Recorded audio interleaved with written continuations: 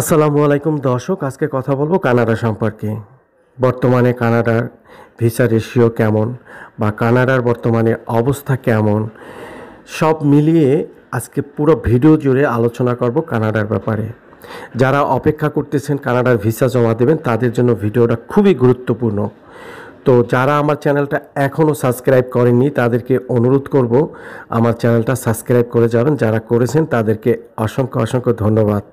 পাশের বেল আইকনটা একটু অন করে দেবেন, তাহলে হচ্ছে কি আপনি নিত্য নতুন ভিডিওটা পেয়ে যাবেন।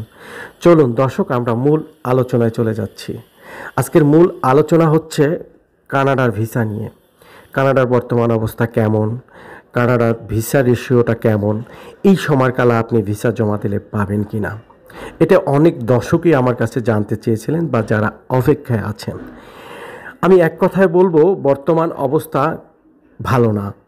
সেটা হচ্ছে, দেখুন 4-5 মাস আগে থেকেই কোনো একটা ভিসার অ্যাপ্রুভেল আসতেছে না, শুধু রিফিউজ। ভালো ভালো ফাইল, একদম অথেন্টিক ভালো ফাইল, সেগুলোরও তারা রিফিউজ করতেছে গণহারে।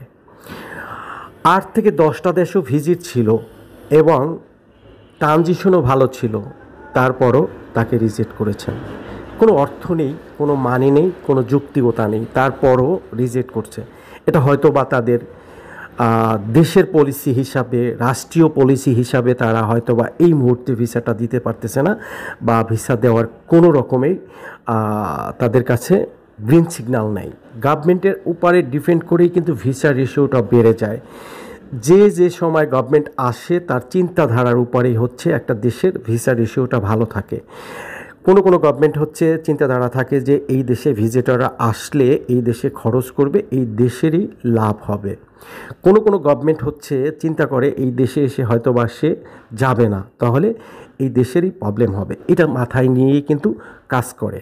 তো সেই ক্ষেত্রে বলবো, বর্তমানে দেখুন, আগে আপনার ব্যাংকে যদি ট্রানজিশন একটু দুর্বল থাকতো বা কোনো রকম আপনি অন্য রকম কিছু দেখিয়ে ব্যাঙ্ক স্টেটমেন্টে নিতেন, সেটা কিন্তু ব্যাংকে মেল করতো না, ব্যাংক থেকে জানতে চেত না। বর্তমানে ব্যাংকে কিন্তু এখন জানতে চায় ব্যাংকে যে আপনার কত টাকা আছে বা আপনি যেই স্টেটমেন্টটা দিয়েছেন সেই সম্পর্কে তারা খোঁজ খবর নিতে চায়। তো সেই জায়গায় কিন্তু অনেক সময় অথেন্টিকভাবে যদি আপনাদের সেই ব্যাংকের হিস্ট্রিটা না পেয়ে থাকে তাহলে কিন্তু আপনাকে রিজেক্ট করে দেয়। তো এই বিষয়টাও কিন্তু মাথায় রাখতে হবে। শুধু যে জমা দিলে আপনি ভিসা পাবেন বা আপনাকে দিয়ে দেবে, এটা কিন্তু সম্ভব না, পসিবল না। অনেক এজেন্সি আছে বা দালাল চক্র আছেন, তারা হয়তো তাদের অফিস চালানোর জন্য বা তাদের অর্থনৈতিক চাকা ঘুরানোর জন্য হয়তো বলে থাকে যে ভিসা হচ্ছে। এই কথাটা একদমই অথেন্টিক না। কারণ হচ্ছে কি, দেখুন, বর্তমানে কানাডার একদমই জিরোতে আছেন, যে রেশিও জিরো, কোনো ধরনের পার্সেন্টেজ নেই। তো সেই ক্ষেত্রে আপনি জমা দিয়ে আপনার ফাইলটা নষ্ট করার চাইতে আপনার অপেক্ষা করাটা অনেক ভালো। হ্যাঁ, কানাডার রেশিও বেড়ে যাবে, একটু ধৈর্য ধরতে হবে। সেই সময়টা কখন? সেই সময়টা হচ্ছে ফিফা ওয়ার্ল্ড কাপ 2026 জুনের 11 তারিখে স্টার্ট হবে। তো তার আগে দিয়ে ভিসা রেশিওটা একটু বেড়ে যাবে। কারণ হচ্ছে কি, এই খেলাটা হচ্ছে বাণিজ্যিকভাবে। যেমন ফিফা 3টা দেশকে কিন্তু বলে দিয়েছেন, যারা খেলা দেখার জন্য টিকিট সংগ্রহ করবে বা যারা টিকিট কাটবে ম্যাচ দেখার জন্য, তাদের ভিসাটা জানি ইনশিওর করা হয়। এটা কিন্তু ফিফা আরও 5 মাস আগে বলেছেন বা অনুরোধ করেছেন 3টা দেশের উপরে। সেই 3টা দেশ হচ্ছে ইউএসএ, কানাডা, মেক্সিকো।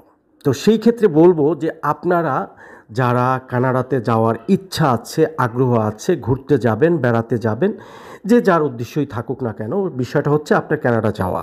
সেই জায়গায় বলবো যে আপনারা আগামী ফেব্রুয়ারি মার্চের পরে আপনি কানাডার জন্য জমা দিবেন। এখন থেকে প্রিপারেশন নেন কানাডার উদ্দেশ্যে যাওয়ার জন্য। ব্যাংক ট্রানজিশনটা একটু বাড়ান, ব্যাংকের লেনদেনটা একটু বাড়ান। যারা জব করেন তাদের তো ব্যাংকে অবশ্যই স্যালারি আসে, তাদের বাড়ানোর কিছুই নেই। তারা হয়তো যে আনুষঙ্গিক কাগজপত্র আছে, টিন, ট্যাক্স, এগুলি আপনারা সংগ্রহ করেন। আর যারা বিজনেস করেন তাদের জন্য পরামর্শ দেব যে আপনারা ব্যাংক ট্রানজিশনটা যাতে একটু বাড়তি থাকে বা ভালো থাকে, সেইটা করার চেষ্টা করেন। তাহলে আপনারা হচ্ছে কি, আগামী 26 মার্চ বা ফেব্রুয়ারির দিকে যারা আবেদন করবেন ভিসাটা পাওয়ার চান্সেস থাকবে। কেন উদ্দেশ্যমূলক থাকবে আপনাদের খেলার, কারণ আপনি টিকিটটাও সংগ্রহ করবেন, টিকিটটা সংগ্রহ করলে হচ্ছে কি টিকিট দেখিয়ে যে আপনার উদ্দেশ্য কী খেলা দেখার, তাদের পারপাস অফ বিষয়টা যদি তারা বুঝতে পারে যে আপনি কেন যাবেন, কেন বা আবার ফেরত আসবেন, সেইটা যদি ক্লিয়ার করতে পারেন তাহলে কিন্তু আপনার ভিসাটা পাওয়ার চান্সেস থাকে, ভিসাটা পাওয়ার সিওরিটি থাকবে। তো সেইটা আপনারা এখন থেকেই করেন, সেইটা হবে পরামর্শ দেবো আমি সবাইকে। আর যারা আমার দর্শক আছেন আমি সবাইকে বলি যে অথেন্টিক খবরটা বলে থাকি। দেখেন আমি কারোর থেকে কাজ নেওয়ার জন্য বা আমি কাজ করার জন্য কখনোই বলে থাকি না যে আমি কাজ করব, আমাকে কাজ দিতে হবে, আমি কাজ করি না। আমার কোনো ধরনের অফিস নেই, আমি কোনো ধরনের অপরিচিত বা একদমই যাদেরকে চিনি না তাদের কোনো কাজও করি না, তাদেরকে কিছু না, শুধু জাস্ট পরামর্শ দিয়ে যাই। তো আমার কোনো বেনিফিট নেই, আমার বেনিফিট হচ্ছে আমার ভিডিওটা দেখার জন্য, আমার একটু সাবস্ক্রাইব বাড়ানোর জন্য আমাকে একটু সাপোর্ট করবেন, সেইটাই হচ্ছে আমার বেনিফিট, আমার ভালো লাগে। তো আমি অথেন্টিক খবর ছাড়া বা নিয়মিত যেটা রেগুলার যেটা হচ্ছে সেটা ছাড়া কখনোই আমি বলি না, এটা আমার বলার কোনো দরকার মনে করি না। যারা হয়তো দালাল চক্র, যাদের অফিস আছে, এজেন্সি আছে, তারা হয়তো বা বানিয়ে সানিয়ে অনেক গল্প বলে আপনার থেকে কনভেস্ট করে আপনার একটা ভিসার কাজটা নেওয়া, তার 2 টাকা ইনকাম করা, সেটা আমার উদ্দেশ্যমূলক না। তো অনেকে হচ্ছে কি এই মুহূর্তে একটু ধৈর্য ধরতে হবে আপনাদের, ধৈর্য ধরে তারপর অপেক্ষা করে ভিসাটা জমা দেন, ভালো কিছু পাবেন। তো দর্শক ভালো থাকবেন, সুস্থ থাকবেন, আল্লাহ হাফেজ। আবার নতুন কোনো ভিডিও নিয়ে আসবো।